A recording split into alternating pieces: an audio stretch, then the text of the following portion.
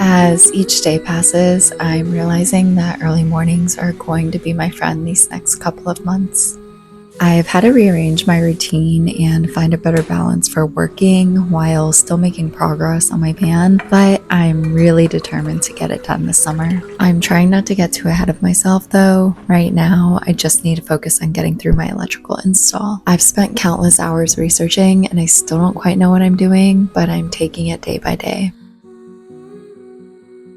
There's a heat advisory today that hasn't even started yet. It is so hot outside. The second I walked out, I felt like I was already sweating. But I really want to put as much time as I possibly can into this van build because I kind of just feel like my life is a little bit stuck in place, and I feel like I can finally kind of move on with my life and my goals and my dreams once I have this van done. So I'm in the dreaded electrical stage. It really hasn't been that bad. It's just so many tiny moving parts. It's a lot of stop start. I don't get very far before I realize I'm missing like a tiny piece, or I have a wrong wire size or something where I need to stop what I'm doing, reorder supplies, wait another day or two from Amazon, and continue on with my process. But anyways, instead of talking about it, let me just show you what I've done so far. Okay, again, fair warning, it's not much because I've had to stop start and reorder things, but I just got in a bunch of stuff, so I'm ready to keep things rolling. Mostly what I've done so far, besides a ton of research, order what feels like a million pieces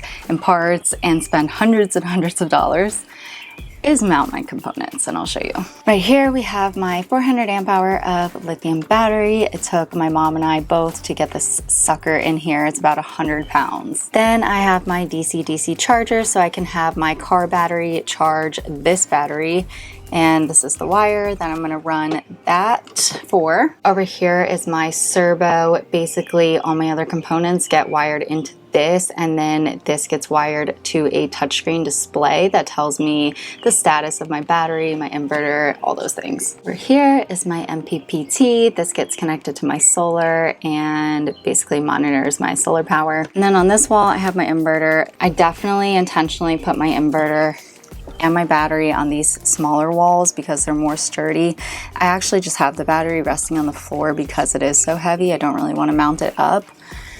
The inverter I had to mount up, and then actually under there later on I'm going to have pipes running down below and out through that way to run to my shower. And then last but not least, I have my 12 volt fuse panel and my Lynx distributor, which is what connects basically everything together. Again, it is brutally hot and so sunny today, so I'm gonna try to stay out of the sun as much as possible. Basically, what I'm gonna try to get done today is get my main breaker switch installed. I need to open this up and make sure I can connect my 2-aught wire from my battery to this because my wire is really thick. And then I'm just gonna heat shrink all my little wire connectors that I've already hooked up. And then I also wanna get some crossbars put into my electrical box to make my bench extra sturdy for when I have the lid sitting on top of it. Crossbars are also gonna be how I kind of hide my wires. I'm gonna run them under the crossbars and just hook them up underneath.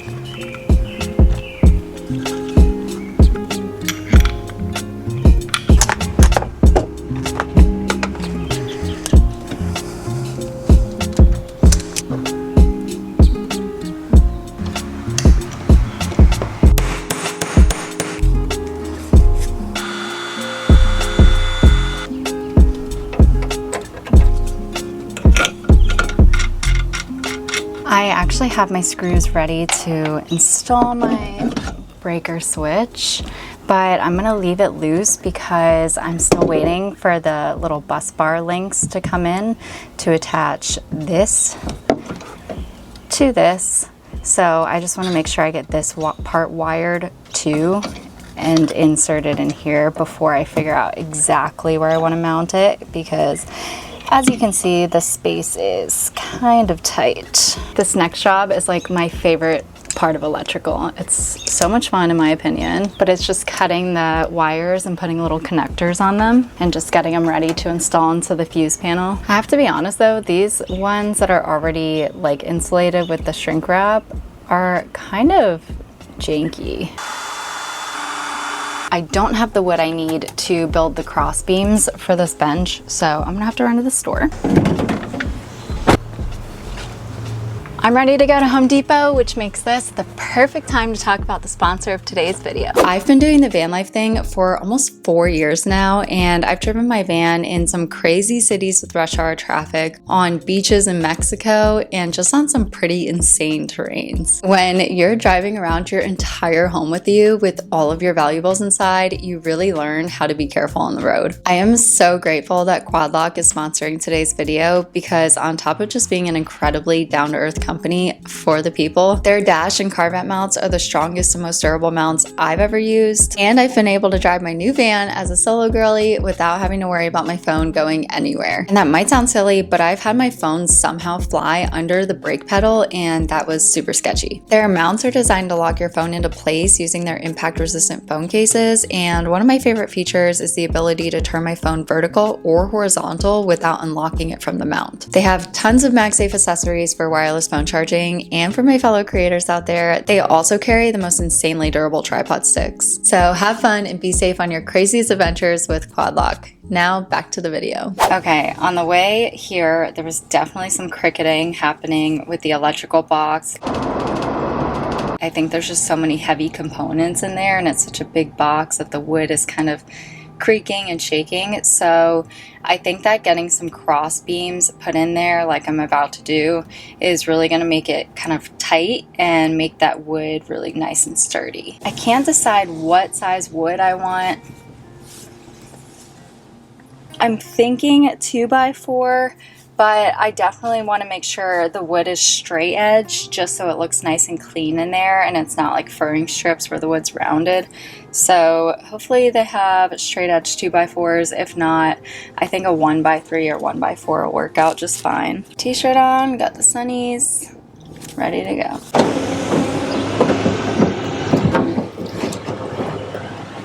Alrighty, we got it. Straight edge 1x3. It is unbelievably hot outside. After looking at the wood, one, I don't even think they have straight edge 2x4s. Everything looked like it was just 1 inch thick. But after I thought about it more, I don't think I want the cross beams to be 4 inches thick. That was pretty thick. So I just went with 1x3, and I'll cut that into 2 or 3 cross beams to run across my electrical box.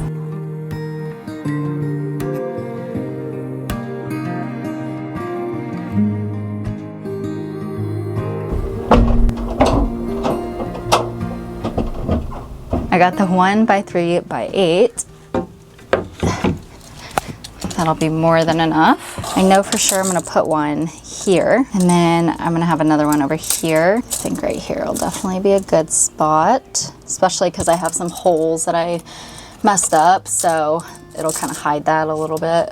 Actually, what I'm gonna do is measure the distances closest to these ends and then use that, because I think this middle part could be bowing some. It's actually, yeah, it's bending inward in the middle. It's about 23 3/4. It's gonna be a tight squeeze in here. Yeah, I can tell now that I've measured it. I can kind of see how it's dipping inwards in the middle right here. Definitely need to clear off some of my mess. It is brutally hot outside. According to the weather, it feels like 105. There's a heat advisory until 8 tonight.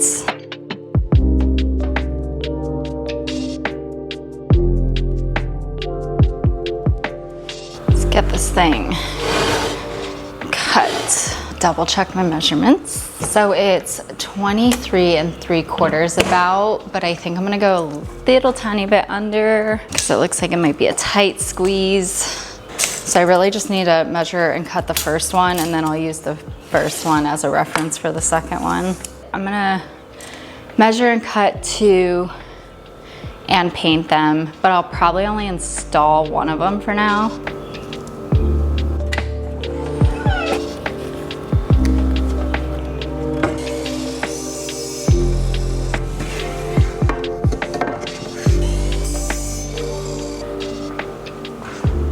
So I could have done 4 inches wide, but this will work. Let's probably do it like that, and then I'll put my pocket screws on the bottom here and screw it into this piece of wood.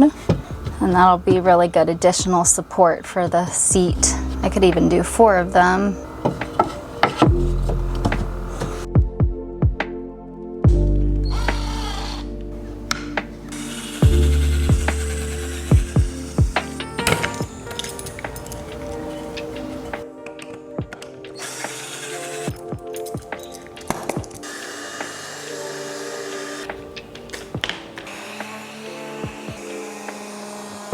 Got my pocket screws put in, and I got these sanded so the paint sticks better, even though these are perfect pieces of wood. Have this little tablecloth I'll put down. I'm so tempted to just throw these into my van not painted, because I just want it installed and just like want it all to be done. But I'm really making a point in this van to do things right the first time and to just like close up all the loose ends, because I think at the end of the day, like when I'm living in the van, I'm gonna be really happy I didn't cut any corners and everything just looks magnificent. Just need the tiniest bit of paint.